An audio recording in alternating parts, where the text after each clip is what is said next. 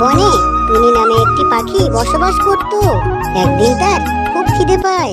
উফ, আর তো পারছি না, আজ তো আমার দেখছি খুব খিদে পেয়েছে।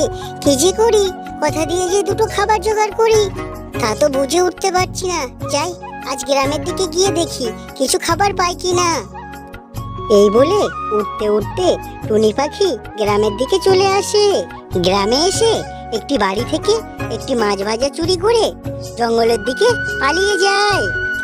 পালিয়ে গিয়ে টুনি পাখি মাছ ভাজাটিকে নিয়ে একটি গাছের উপর বসে।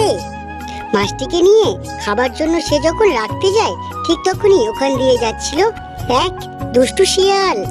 সে টুনির মুখে মাছটিকে দেখে ওখানেই দাঁড়িয়ে যায়। আহ, টুনির মুখে তো একটা ভাজা মাছ দেখছি। মাছটা থেকে যা সুগন্ধ ছাড়ছে, উফ! যেভাবে হোক মাছটিকে আমার খেতেই হবে।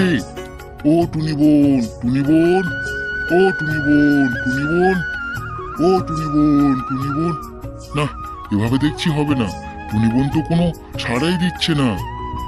বলি, ও টুনি বোন, তোমার বাসার দিক দিয়েই আসছিলাম, দেখলাম তোমার বাচ্চাদেরকে বাসা থেকে সব বাইরে ফেলে দিচ্ছে। এই কথা শুনে টুনি কে বলতেই মাছটি মুখ থেকে নিচে পড়ে যায়।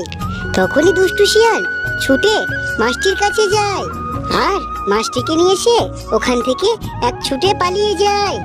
পালিয়ে এসে একটি নদীর ধারে এসে বসে। উফ, মাছটির জন্য যা কষ্ট করলাম, মাছটিকে তো এখন বেশ মজা করেই খাবো। কতদিন হচ্ছে এমন মাছ যে কপালে জোটেনি আমার। প্রথমে একটু জল খেয়ে আসি, তারপর মাছটিকে খাবো।